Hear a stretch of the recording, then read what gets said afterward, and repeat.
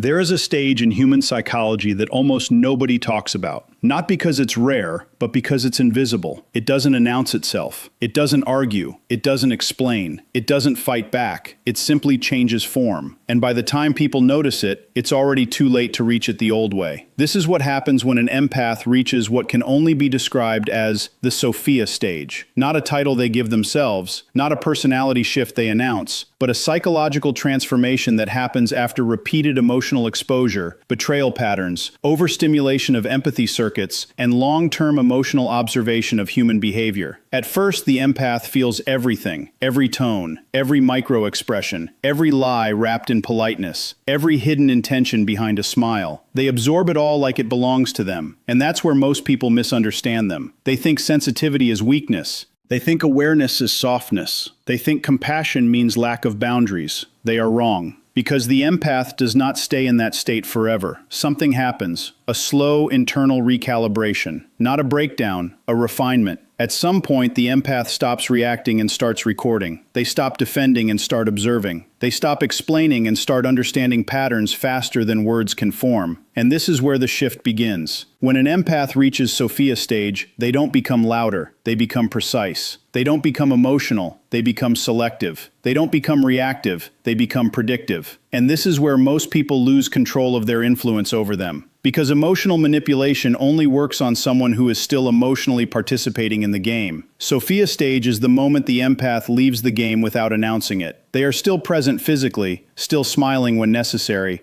still responding when required. At the beginning of this shift, the empath is not aware that anything is changing in them. They still think they are the same person who reacts quickly, feels deeply, and absorbs everything around them without filter. But what they don't realize is that their nervous system is beginning to adapt to overload in a very specific way. When a person is exposed to repeated emotional intensity, manipulation patterns, betrayal cycles, and constant cognitive dissonance between what is said and what is actually meant, the mind does not stay in a reactive state forever. It begins to conserve energy. It begins to prioritize signal over noise. And for an empath, this is where the first silent fracture in their old identity begins. They used to respond instantly. A tone change would pull them into explanation mode. A cold silence from someone would trigger overthinking loops that could last hours or days. A subtle emotional shift in someone else would become their internal responsibility to fix. But slowly, without announcement, something changes in the background. There is a gap forming between stimulus and response. That gap is the beginning of observation. In that gap, instead of immediately reacting, they start noticing. Instead of absorbing the emotional state of others, they start identifying it. Instead of merging with the experience, they start separating from it just enough to see it clearly. This separation is not emotional numbness. It is not detachment in the shallow sense people assume. It is precision forming under emotional pressure. The empath begins to recognize repetition in human behavior. They start to see that certain words are always followed by certain intentions. They notice that certain apologies are not connected to change. They notice that certain people only become expressive when they fear loss of control. These observations do not come from theory. They come from lived emotional exposure repeated enough times that the pattern becomes undeniable. At this stage, their empathy does not disappear. It refines. It stops being an automatic response and starts becoming a controlled perception tool. They can still feel what others feel, but they no longer assume responsibility for it. This is the critical shift. Before, they would feel sadness and immediately try to fix the source of that sadness, even if it wasn't theirs. Now they feel sadness and ask internally where it originates, whether it is real, whether it is being projected, whether it is being used as influence. That questioning alone changes everything about how they interact with reality. The empath also begins to notice something uncomfortable about themselves. Their old reactions no longer feel efficient. They start to recognize that over-explaining never actually changed anyone's mind, that emotional pleading never created real understanding, that giving more of themselves never corrected imbalance. These realizations do not arrive as dramatic insights. They accumulate quietly in the background until reacting the old way starts to feel unnecessary rather than natural. And so the reaction slows down again. Not because they are suppressing it, but because it is no longer automatic. The nervous system has learned that immediate emotional output is expensive. It drains clarity. It creates confusion loops. It exposes internal states that are not always safe to expose. So instead of reacting, the empath pauses. That pause becomes longer over time. In that pause, observation deepens. They begin to notice micro-patterns in behavior that others completely miss. A shift in eye movement when certain topics are mentioned. A change in pacing of speech when truth is being avoided. A repetition of phrases that signal borrowed emotion rather than authentic feeling. What once felt like overwhelming emotional chaos starts to break into structured data. Not cold data, but structured understanding. They begin to see that most emotional interactions follow predictable arcs.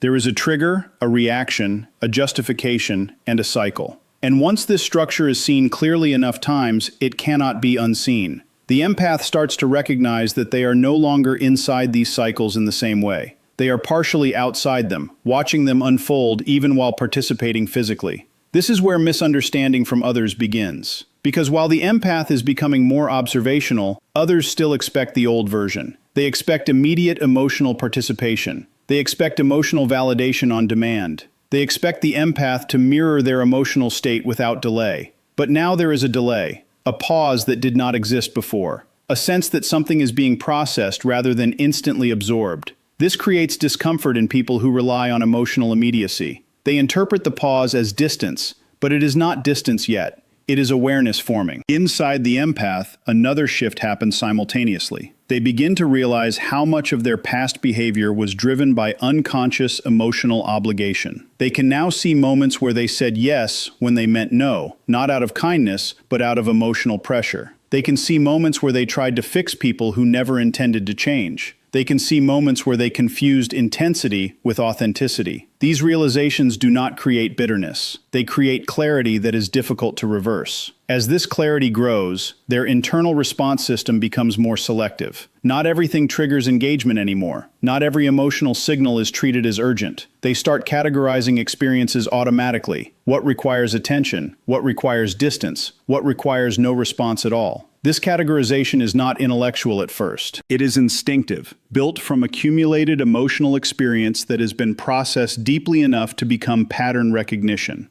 Even their silence begins to change quality. It is no longer the silence of overwhelm or exhaustion. It becomes active silence. A silence that is fully aware of what is happening, but chooses not to enter it emotionally. In conversations, they listen more than they speak, but not because they are passive, because they are gathering structure. They are mapping behavior. They are understanding intention beneath language. And while others are focused on expression, the empath is focused on alignment between expression and reality. This creates a hidden shift in power perception. People often assume those who speak less are less aware, but here, the opposite is happening. The less they speak, the more they are processing. The less they react, the more they are seeing. And because they are no longer giving immediate emotional feedback, others begin to reveal more than they intended. Emotional pacing slows around them because there is no instant validation loop being provided anymore. That alone changes how people behave in their presence without them doing anything outwardly aggressive or confrontational. Internally, the empath begins to trust their perception more than external narratives, not in an arrogant way, but in a grounded way. They no longer immediately override their internal sensing when someone says something that does not match behavior. Instead, they hold both signals at once and wait for consistency or inconsistency to reveal itself. This patience is new. Before, discomfort would lead to resolution-seeking behavior. Now, discomfort leads to observation. And as this continues, a subtle but profound realization forms inside them. They are no longer fully inside emotional chaos the way they used to be. They can enter it if needed,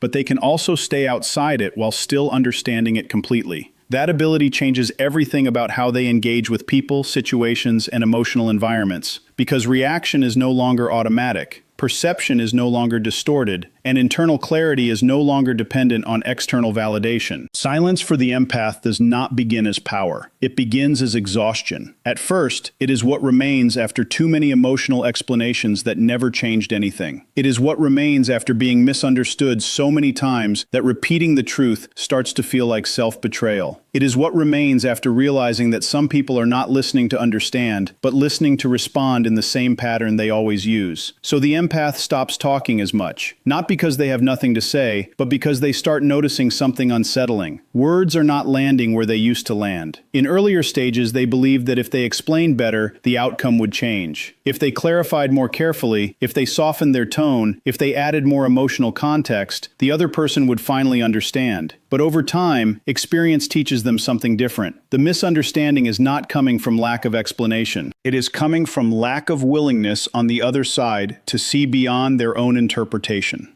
And once that becomes clear enough times, explanation starts to lose its emotional urgency. This is where silence begins to shift, not as withdrawal, but as recalibration. The empath starts to notice that every time they speak in emotionally charged situations, they are not actually creating clarity. They are entering cycles. Cycles of defending themselves. Cycles of justifying intentions that were already decided by the other person. Cycles of trying to win understanding from someone who benefits more from misunderstanding. And slowly, a question forms internally that changes everything. What exactly is being achieved by all this emotional output? At first, they still speak, but less reactively. They begin to pause before responding. In that pause, they start to see the structure of the interaction more clearly. They notice who is genuinely seeking understanding and who is seeking control of the narrative. They notice who asks questions to learn and who asks questions to trap.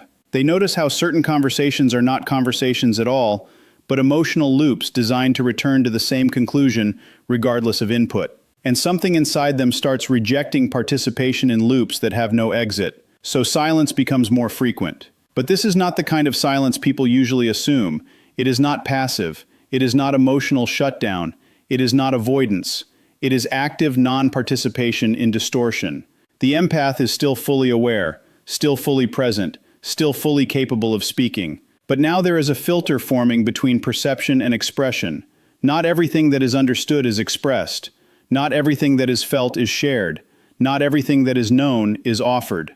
And this is where people around them begin to feel something changing, even if they cannot define it. Because most people are used to emotional accessibility. They are used to predictable responses. They are used to certain emotional reactions being guaranteed in certain situations. When that predictability begins to disappear, discomfort appears. The empath is still there, still listening, still responding when necessary, but something essential is missing: automatic emotional engagement. Where there used to be immediate reaction, there is now delay. Where there used to be explanation, there is now short, precise acknowledgement. Where there used to be emotional participation, there is now observation. And people begin to misinterpret this shift. Some think the empath is upset. Some think they are distancing themselves emotionally. Some think they are becoming cold or indifferent. But what is actually happening is far more structural than emotional. The empath is no longer feeding the system that required their emotional overextension. They are no longer supplying endless clarification into conversations that are designed to loop.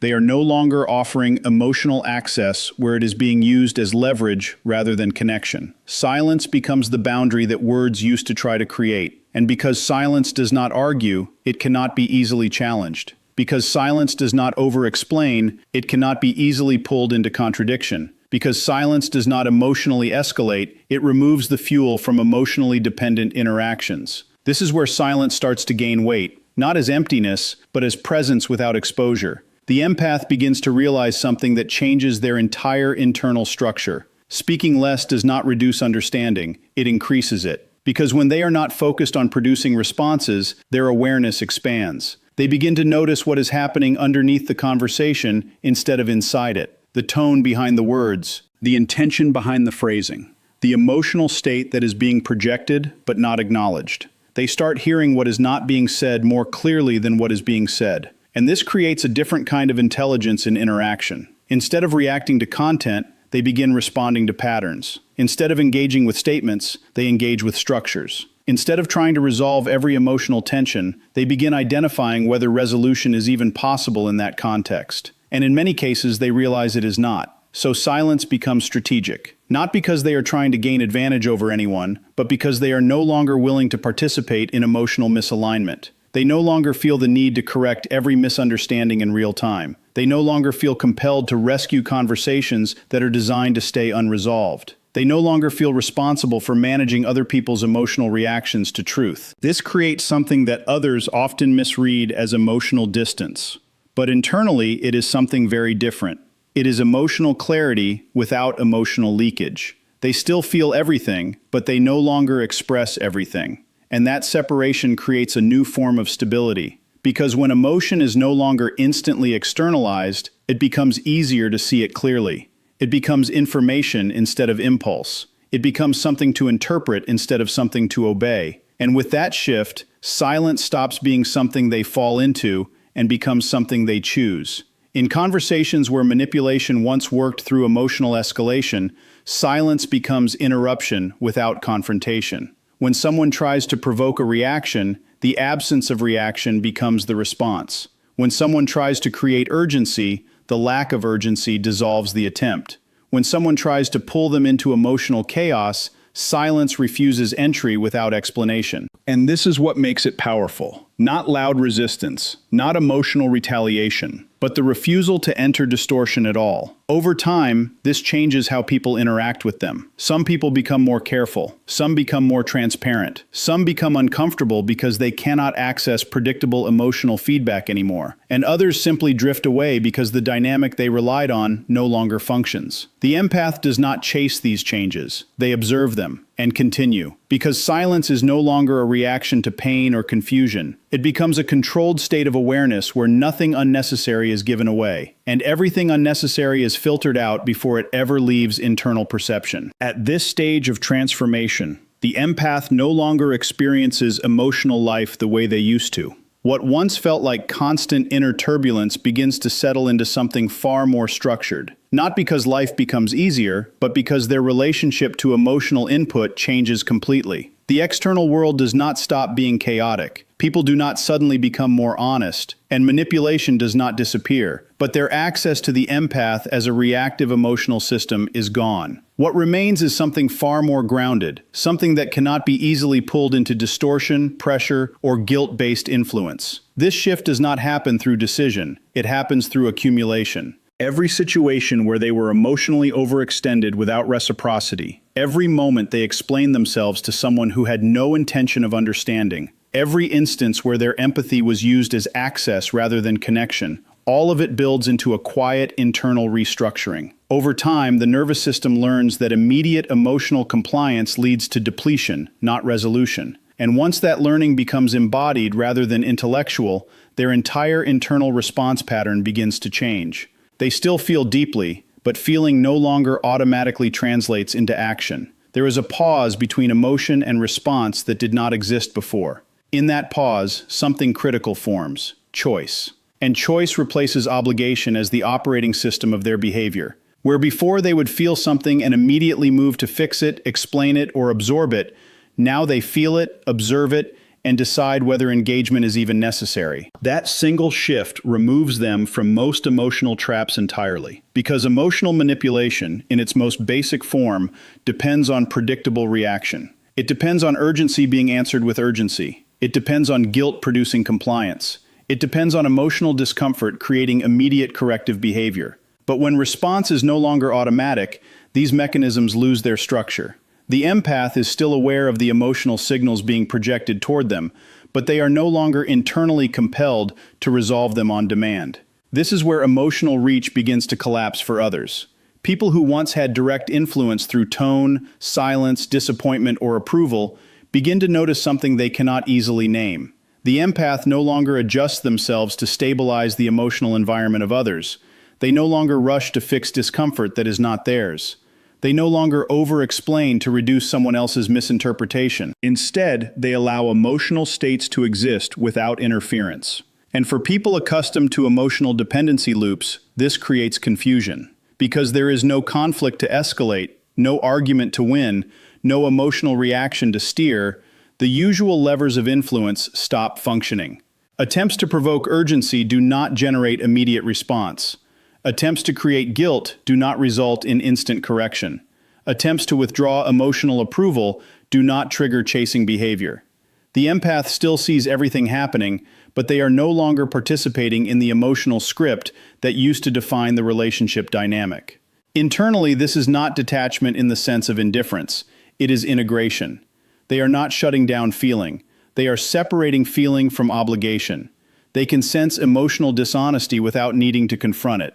They can recognize manipulation without needing to expose it. They can detect inconsistency without needing to resolve it immediately. The emotional data is still fully available, but the compulsion to act on every piece of it has dissolved. This creates a kind of stability that others often misinterpret as emotional distance or coldness. But internally, it is actually a reduction of internal noise. The empath is no longer processing everyone else's emotional fluctuations as personal responsibility. Their internal world becomes quieter, not because they feel less, but because they are no longer over-processing emotional input that does not belong to them. And in that quiet, something else emerges: clarity. They begin to see patterns in human behavior with far greater precision, not from judgment, but from repeated exposure without emotional distortion. They can recognize when someone is operating from fear rather than honesty, when someone is using vulnerability as leverage, when someone is seeking control through confusion rather than connection. These patterns become visible, not because they are looking for them, but because emotional interference is no longer clouding perception. With this clarity comes a deeper form of emotional independence. They no longer rely on external validation to confirm internal perception. If something feels inconsistent, they no longer override that perception simply because someone else insists otherwise.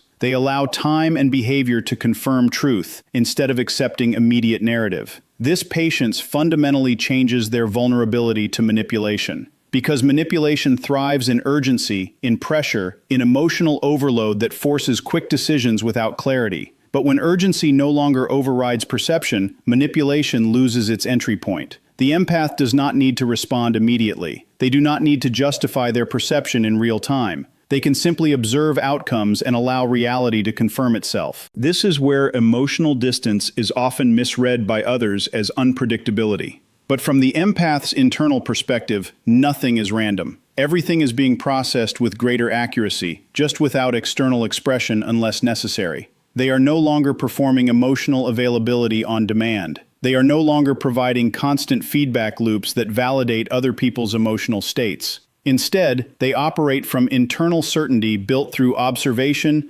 repetition, and pattern recognition. This certainty does not need to be defended. It does not need to be broadcast. It does not need to be validated externally. It simply exists as a stable internal reference point that guides behavior without emotional turbulence. And because of this, their presence begins to feel different in any environment. Not louder, not more dominant, but more self-contained, less reactive to pressure, less influenced by emotional fluctuation, less available for unconscious emotional projection from others. People begin to notice that their usual ways of gaining emotional traction no longer produce the same results. Attempts to pull them into old dynamics start to feel one-sided. Conversations that once escalated into emotional cycles now end earlier. Emotional bait no longer produces engagement. Silence becomes more effective than explanation. Non-reaction becomes more informative than confrontation. And through all of this, the empath remains fully aware, fully present, but no longer emotionally entangled in ways that compromise clarity. This is what makes their transformation misunderstood. From the outside, it looks like withdrawal, but internally it is refinement. From the outside, it looks like emotional distance, but internally it is emotional precision. From the outside, it looks like silence, but internally it is awareness without leakage. And once this state stabilizes, it is no longer something they consciously maintain. It becomes their default way of being in the world, where choice replaces reaction, clarity replaces confusion, and emotional stability is no longer dependent on external behavior, but on internal structure that cannot be easily disrupted.